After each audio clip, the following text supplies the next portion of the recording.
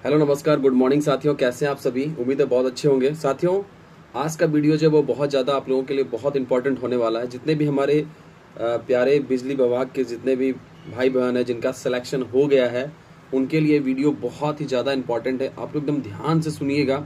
बहुत सारे बच्चों को डाउट आ ही जाता है, कितना भी वीडियो बना दीजिए तो वो कॉल मैसेज व्हाट्सअप करते हैं, बट आज आपको ये वीडियो बहुत ही आराम से सुनना है।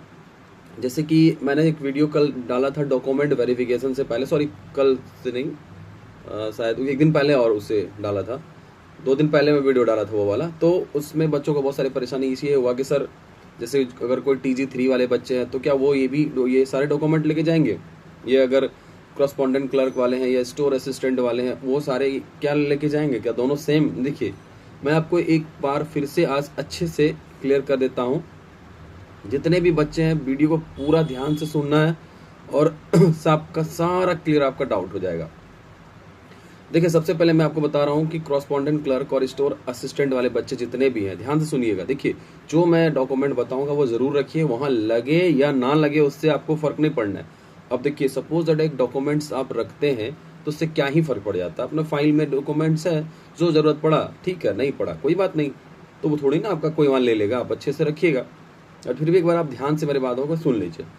अगर जो स्टोर असिस्टेंट्स क्रॉसपॉन्डेंट क्लर्क वाले बच्चे हैं उनके लिए क्या क्या डॉक्यूमेंट्स लगना है, जैसे आपको 10th का जो मार्कशीट होगा वो रख लेना है, और सर्टिफिकेट जो ओरिजिनल जो आपको मिलता है वो रख लेना है, ठीक है, जिसको हम लोग मूल प्रमाण पत्र बोलते हैं।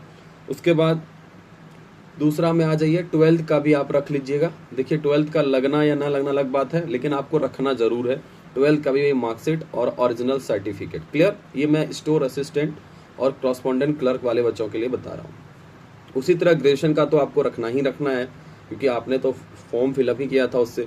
तो ग्रेजुएशन में आपको जो ओरिजिनल मार्कशीट चाहिए, ठीक है। जिनके पास नहीं है प्लीज उनसे रिक्वेस्ट है कि जाइए आप अपना यूनिवर्सिटी में किसी तरह पैसे उसे देकर निकलवा लीजिए, वो आपको लगेगा। और ऊपर से उनका मार्कशीट लगेगा। तो मार्कशीट तो आपके पास होगा ही, या फिर प्रोविजनल भी आपके पास होगा, हो सकता है ओरिजिनल ना हो तो आप निकलवा लीजिए। DV का आप ज़्यादा वेट ना करें, आपके पास DV अब जल्द ही प्रेजेंट होने वाला है। दूसरी बात दोस्तों, आपको जैसे कि अगर कोई कहीं जॉब में है पहले से तो वहाँ पे NOC भी लगता है, तो आपको NOC बनवाना पड़ेगा। तीसरा, कास्ट सर्टिफिकेट आपको चाहिए, जैसे आप NCL आपको बनवाना पड़ सकता है, बनवाना पड़ क्या सकता है, मतलब बनवाना पड़ेगा ही NCL। और वो भी मैं ध्यान रखिएगा लेटेस्ट चाहिए, जो 1 साल आपका वैलिड होना चाहिए उसका, जो आपने लेटेस्ट बनवाया हो। अगर मार्च के बाद आपने बनाया, जैसे अप्रैल मई में बनाए हो, तो वित्तीय वर्ष तो वो अप्रैल तक होता ही, आपको पता है, मार्च अप्रैल तक। तो उसके बाद अगर आपने बना लिया है तो आपका वो 1 साल वैलिडिटी रहेगा और वो चल सकता है। या फिर जो आपने एग्जाम के टाइम जो फॉर्म फिलअप किया था उस समय जो बनाया था वो भी आप रख लीजिएगा, अगर आपके पास वो वाला है तो। दूसरी बात ये हो गया। उसके बाद आधार कार्ड, एक ID प्रूफ होना चाहिए, पैन कार्ड होना चाहिए, ठीक है। ये सारे डॉक्यूमेंट्स हो गए, ठीक है, आपका क्लियर। जो इधर नॉर्मल सा डॉक्यूमेंट है यही रखना है। ये था स्टोर असिस्टेंट और क्रॉसपॉन्डेंट क्लर्क वाले बच्चों के लिए। इनके लिए जैसे आपका प्रॉब्लम आ रहा है कि सर मेडिकल कैसे बनाना है, तो मेडिकल के लिए मैंने अपना टेलीग्राम चैनल पे उसका सारा फॉर्मेट दे दिया है। आप उस फॉर्मेट को डाउनलोड कीजिए, वही फॉर्मेट आपका आने वाला है फिर से भी। तो जा करके आप नॉर्मल सा कोई डिस्ट्रिक्ट में कोई भी सरकारी हॉस्पिटल में जाइएगा, और जो सिविल सर्जन डॉक्टर है ना उनको जाके बोलिएगा कि सर ऐसे ऐसे हमें मेडिकल बनाना है बिहार बिजली विभाग से संबंधित वैकेंसी के लिए, मतलब ज्वाइनिंग प्रोसेस के लिए। तो वो आपका सारा फॉर्म फिलअप भी कर देंगे, आपका बना भी देंगे, वहाँ पे आपका साइन मोहर जो भी लगना है लग जाएगा। क्लियर है, आपको आराम से वो बना देंगे। आपका टेस्ट वेस्ट जो भी थोड़ा बहुत होगा, यूरिन टेस्ट हो गया, ब्लड टेस्ट हो गया, अभी जो भी नॉर्मल सा टेस्ट लेके वो साइन करेंगे। क्लियर। उसी तरह एफिडेविट, जैसे अगर कोई बच्चे का कोई कुछ प्रॉब्लम्स हो गया हो, कोई डॉक्यूमेंट में प्रॉब्लम्स है, किसी के फादर में, किसी के मदर में, ये सब अगर नाम में प्रॉब्लम है, मतलब कहीं कहीं कुछ भी डॉक्यूमेंट्स में अगर आपका कोई इशू है तो आप उसके लिए एफिडेविट जरूर करवा लेंगे। बात रहा डोरी वाला, जा करके आप जो वकील को बोलेंगे तो वो आपको समझ में आ जाएगा, वो तुरंत आपको बना देंगे।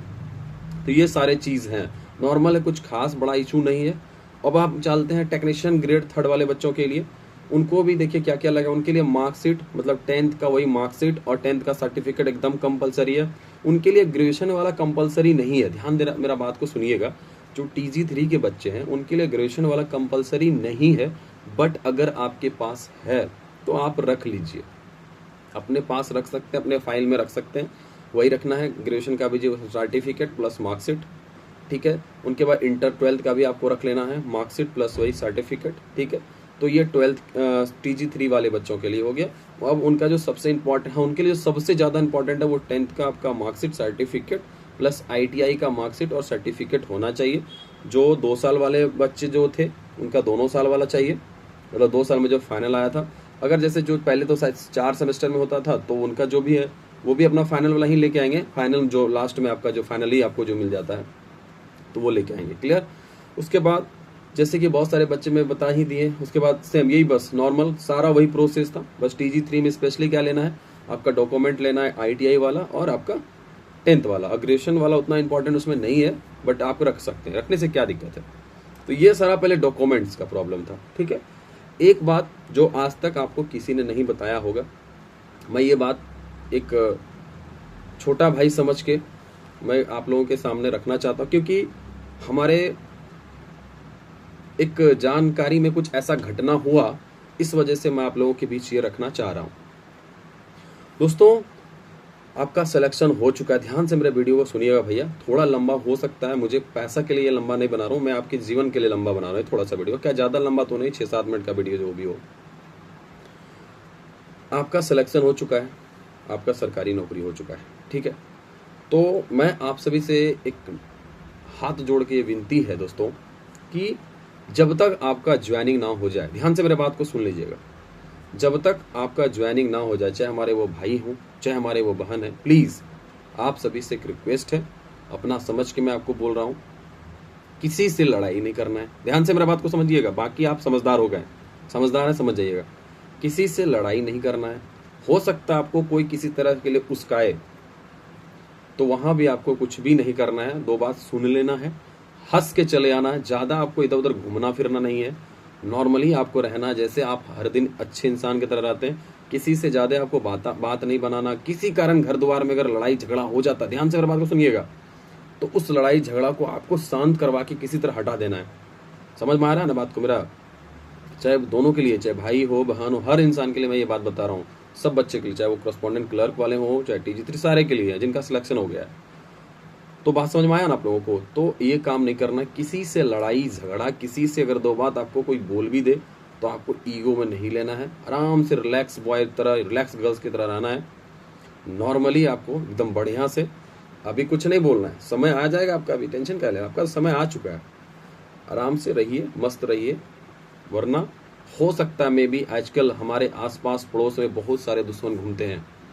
जब किसी की सरकारी नौकरी हो जाती है ना दोस्तों, तो उनके पीछे बहुत सारे दुश्मन भी हैं, आपको पता ही है। खास करके आपका दुश्मन आपका गोतिया ही होता है। वो किसी तरह से आपको क्लेम करके, ये करके वो करके कुछ ना कुछ करा देंगे झूठ मूठ का। तो इसलिए ध्यान से रखिएगा दोस्तों, ये मेरा पर्सनल ओपिनियन है, क्योंकि एक ऐसा हुआ घटना जिस वजह से मैं आपको बोल रहा हूँ। तो इस चीज़ को आप लोग ध्यान समझेंगे। ये पर्सनली आपको यूट्यूब पे आके ऐसा कोई नहीं बताएगा, मैं आप सभी को बता रहा हूँ, क्योंकि मेहनत से आप लोग सिलेक्शन लिया है। अब मैं एक पॉइंट्स और डालना चाहूँगा यहाँ पे कि जिन बच्चों का सिलेक्शन नहीं हुआ है वो क्या करें।